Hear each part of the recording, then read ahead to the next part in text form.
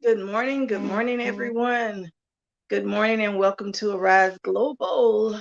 We've got the keys. We've got the keys. We've got the keys to the kingdom. How about that? We've got the keys to the kingdom. And I just want to welcome you on this bright and early Saturday morning. For this is the day that the Lord has made, and we choose to rejoice and be exceedingly and exceptionally glad therein. For great is the Lord and greatly to be praised. From the rising of the sun to the going down of the same sun, He is worthy of the glory, He is worthy of the honor, and He is definitely worthy of all of our praise. Why? Because He's God. Why? Why? Our children ask, why? We ask, why? Even when we want to act like we don't ask, we ask. Even when we want to act like, I'm good. I'm good. You good? I'm good. But within yourself, you're constantly asking the question, why? Why? Why is this and why is that? And why does this have to take place? And why does that have to take place? Why? Why? The question, why? And the only one that can really answer that is God Himself. He is the only one that can give us the truth. We can come up with so many other reasons and so many other quote unquote justifications, but He is the only one that can give us the truth. The truth. Hmm. When there are multiple people involved in something, it's always one side, the other side, and then there is the truth. God is the God of all wisdom. He's all knowing, all powerful. He has the ability to see what others can't see. He has the ability to know what others don't know. He has the ability to create something when there's absolutely nothing. He has the ability to bring life as well as he has the ability and the right to take life, because we have life because of him. We have life because of his love. We have life because of his glory. We have life because he is life. He is the epitome of life. He is our breath that we breathe. He, God, that is. The one that we go to with our whys. He is the one that gives us everything we stand in need of. He is the one that makes our days worth living. He is the one that brings peace where there's been turmoil. He is the one that brings joy where there's been confusion. He is the one. He, God, He is the one. He is the one that makes living worthwhile, even when it doesn't appear to be worthwhile, even when sometimes we can't see our way from morning, noon to night. He is the one that makes it all worthwhile. He is the one that makes it worth the effort to fight through, to press through, to forge through. He, God, He is the one, because what we can't see, He sees. What we don't know, He knows. He knows our downsetting and our uprising. He knows every hair on our head, and even those that don't have hair. He still knows every hair follicle that you do still possess on your head. He knows everything. Our thoughts are far off. He knows. He knows. He knows. He knows. And because he knows, he's going to do everything that he needs to do to make life great for us, to make life peaceful for us, to make life prosperous for us. He is the one that gives us our reason for life. I keep saying that because there's so many people that want to just give up on life because life has thrown them multiple blows and they just don't want to take it anymore. They feel like they don't have it in them anymore to fight. They don't have it in them anymore to press through. They family and friends and marriages and children, whatever the situation or circumstances surrounding them has become so overwhelming until they just want to give up. And during this time is when we need to come together like never before. During this time is when we need to stand together like never before. During this time, during this time, during this time. What is this time? Wherever you are at this particular moment, on this particular day, this time, this time. I'm not even concerned about whether or not the camera is focused or not. I'm not even concerned with that. I believe it's our location, and I thank you for letting me know that. But I know that you can hear me. So that's the most important thing. We're working on that. The location sucks. It is what it is. But would I let that deter me from what God has told me to do? No, I can't. No, I won't. So with all that being said, we're gonna keep going. How about that? That's what we do. We're gonna keep it moving. We're gonna keep it moving. But nevertheless, today is one of those days where why is being asked so many times. Why am I doing this? Why am I having to endure this? Like I said, why? And the scripture that came to it is many that can be applied to this. There's several scriptures that can be applied to it.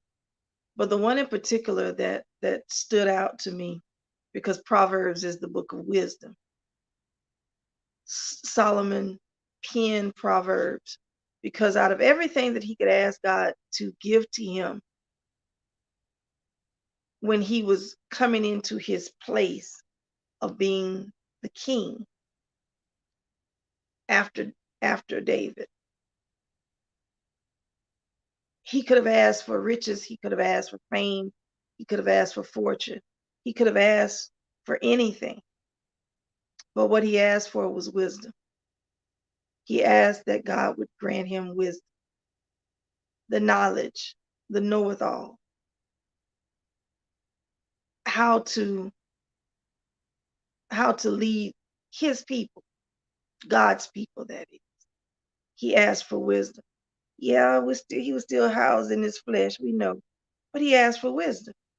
So wisdom is what was granted to him. Now, y'all know I love the amplified version. It is what it is. So I'm going to read it from the amplified version, but for some, I'm going to actually read it from 3 different versions: amplified, the New King James, or the King James, as well as the Message Bible. And it reads, "The beginning of wisdom is get skillful and godly wisdom. It is preeminent. And with all your acquiring, get understanding. Actively seek spiritual discernment, mature comprehension, and logical interpretation. And that's a philosophical. I'm trying to think how to put this. A philosophical way of putting things. And a lot of people say, well, I don't get that. Okay, so we're going to go to we're going to do New King James. New King James Version says, probably along the same lines. Wisdom is the principal thing, therefore get wisdom. And in all you're getting, get understanding. All right, that's that one. Now, I'm going to go to the Message Bible because I like that. And Message Bible is combined from verse 3 to 9. And it says, when I was a boy at my father's knee, the pride and joy of my mother, he would sit me down and drill me. Take this to heart. Do what I tell you. Live. Sell everything and buy wisdom. Forge for understanding. Don't forget one word. Don't deviate an inch. Never walk away from wisdom. She guards your life. Love her. She keeps her eye on you. Above all and before all, do this. Get wisdom. Write this at the top of your list. Get understanding. Throw your arms around her. Believe me, you won't regret it. Never let her go. She'll make your life glorious. She'll garland your life with grace. She'll festoon your days with beauty. Make it short and sweet. Fools lack wisdom because fools believe themselves to know all, to be above all. A person that is ignorant is one that is simply without knowledge of something. A dumb person would be somebody that just don't want to learn. A stupid person is a person that understands, but they still want to do it their way. Even though doing it their way, they know within themselves contradicts everything as to how it should be done. But a wise person will always seek wisdom. A wise person would be one as such that is a student for life, someone that holds fast to the fact that they are forever learning. They are forever in need of wisdom. They are forever in need of godly wisdom. They are forever in need of instructions and guidance, students for life. They are conscious of the fact that they don't know everything. They are conscious of the fact that they need guidance, they need direction, or they may just simply need an accountability partner. Thank you. An accountability partner, someone that will hold them accountable when we may get to a point that we just might want to go and throw caution to the wind, and it may not be to our advantage to do so at that time. That accountability person will come in and say, no, we don't want to do that. You want to stay the course. No, you can do this. Hold fast. You can get through this. Don't give up. Don't deviate. Whatever you do, don't give up. Don't deviate from God's plan. Forget about your plan. Let's do it God's way. You see how it's been going, doing it your way. So let's do it God's way. Let's try a more excellent way. It might not look like it's going to be easy, but it will be worth it in the end. Let's do it God's way. Let's do it how he designed it to be. Let's do it the way that he desires it to be. Let's do it God's way. Let's step away from what we think we know to go to what we know. Let's do it, God. Let's do it God's way. Why? Why, God? Can you ask God why? Absolutely. Does he desire for you to? Absolutely. In all your ways, get an understanding. In all your ways, acknowledge God, and he shall direct your path. How do you acknowledge him? Well, God, how do I do this? Why do I do this? How and whys, they work hand in hand at times. And it's okay to ask God why. Because in all actuality, even sometimes when you're asking God how, you're really asking him why. Well, how am I gonna do that? You're really saying, well, why am I gonna do that? How am I do? I don't know how I'm gonna do that. So you're asking him why, even with that. Why am I doing this? Why am I going that direction? Why am I having to go this way and not go that way? Why? He will not crucify you for asking him why. To be honest, a wise person will ask why.